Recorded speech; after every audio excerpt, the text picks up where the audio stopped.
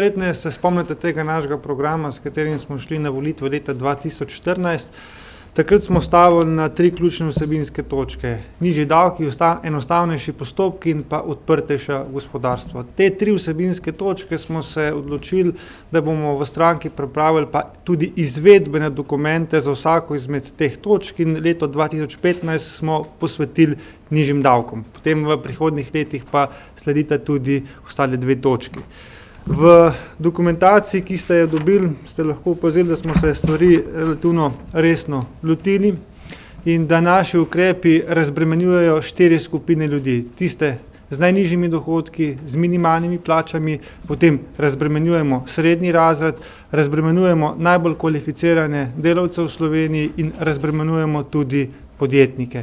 To so 4 skupine ljudi, ki smo se jih lotili in s katerimi z ukrepi jim želimo tudi pomagati.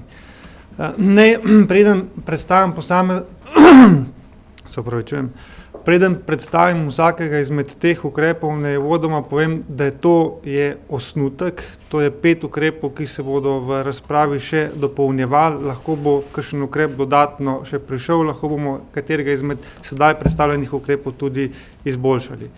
Če grem po vrsti. Prvi ukrep, bi rekel, uvajamo razvojno kapico in socialni copatek.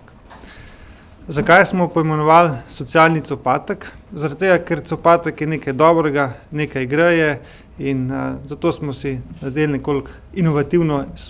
temu ukrepu nekoliko inovativno ime, da gre za socialni copatek, s katerim želimo predvsem pomagati tistim z najnižjimi plačami, z minimalnimi plačami, da bi imeli mesečno večje neto izplačilo v višini 50 evrov. Torej, s tem našim ukrepom, socialnim copatkom, bodo imeli 50 evrov večjo plačo, s tem, da bremena za zaposlovalce, torej za delodajalce, ne povečujemo. Torej, strošek za gospodarstvo ostaja isti, medtem ko pa se neto izplačilo, torej plača tistih z minimalno plačo za 50 evrov povečuje. Kako smo to naredili oziroma kako smo to storili? Enostavno smo upoštevali, da za splošno olajšavo v višini 3300 evrov enostavno ta znesek ne bi bil obdavčen, da za ta znesek ne bi plačevali socialnih prispevkov in v nominalnem znesku to pomeni 50 evrov več na mesec. Glede razvojne kapice, na katero nas tudi številni na terenu opozarjajo, iz socialne kapice smo jo mi preimenovali v razvojno kapico. Gre za to, da želimo v državi predvsem obdržati najbolj kvalificirane delavce. Smo pa v dokumentu, lahko vidite, nanizali 2 variante. Eno je, da bi to razvojno kapico postavili na višino 4-kratnika minimalne plače oziroma da jo postavimo na isti nivo, kot jo imajo danes že samostojni podjetniki. To sta 2 varianti, za katero se bomo odločili, bomo videli, kaj bo pokazala razprava. Da nam ne bi nekateri učitelj kakšne neprimerne besede, razmišljamo celo, da bi to razvojno kapico napisali v smeri, da ne bi veljala za funkcionarje oziroma za javne uslužbence. Zaradi tega, da nam ne bi kdo očital, da to pišemo poslanci sami zase oziroma da pišemo to za javni sektor, ampak mi resnično želimo pomagati realnemu sektorju in zato je to v našem razmisleku, da bi razvojno kapico veljavilo samo za realni sektor, bi pa izključili vse funkcionarje in pa seveda javne uslužbence. To je prvi ukrep. Drugi ukrep, s katerim želimo predvsem razbremeniti srednji razred, je širitev dohodninskih razredov. Danes so dohodninski razredi izjemno tesni, tudi zelo nizko postavljeni. Dosedanji prag za vstop ali pa da si v okvirih najnižjega 60% dohodninskega razreda je 8021 evrov, mi bi to povišali na 9200 evrov. Bistveno je, da bi zelo razmaknili mejo tega srednjega 27% razreda. Zdaj se giblje ta razred med 8021 in 18960, mi bi to pomaknili od 9200 na 27000.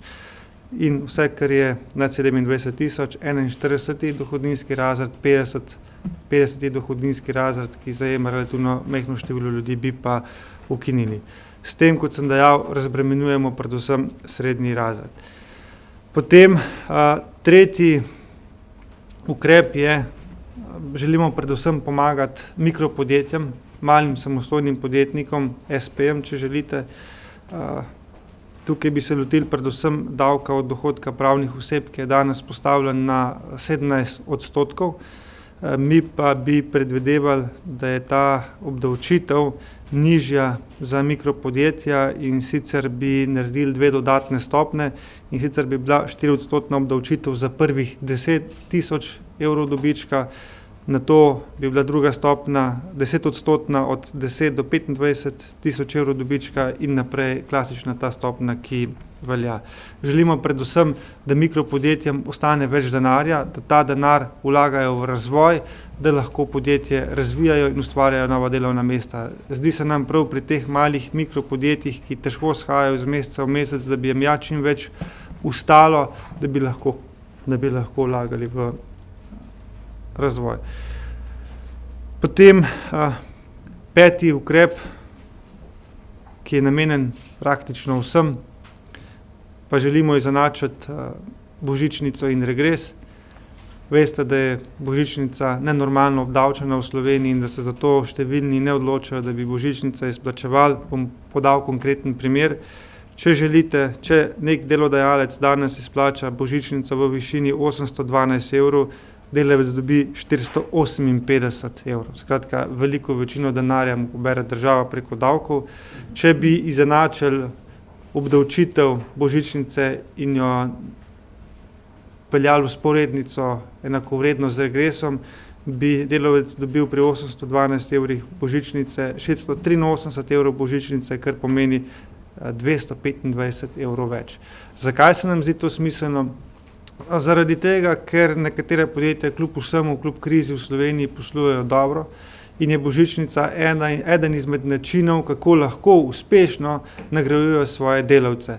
Ampak se številne uprave ali pa številni podjetniki ne odločujejo za to varianto, ker enostavno pri božičnici država preveč pobere in potem se lotevajo kreativnega računovodstva ali kakršnihkoli drugih variant, da delavce nagradijo. No in zadnji ukrep v našem seznamu, 4., pa je, da bi na nek način uveljavili enakopravno obravnavo dobička. Danes, če si lastnik iz podjetja želi izplačati dobiček, mu država vzame nekaj več kot 37%, kar seveda vsakega negativno motivira. In spet se tukaj iščejo kreativne možnosti, od tega, da se na račun podjetja potem kupujejo avtomobile, razne nepremičnine, in to bi enostavno mi radi poenostavili, odpravili to in znižali stopnjo obdavčitve dobička za lastnike. Tako, to je nekako 5 začetnih uvodnih ukrepov, ki smo jih relativno natančno izdelali. S temi ukrepi bomo šli v javnost, več o teh stvareh bo pa spregovoril naš glavni tajnik.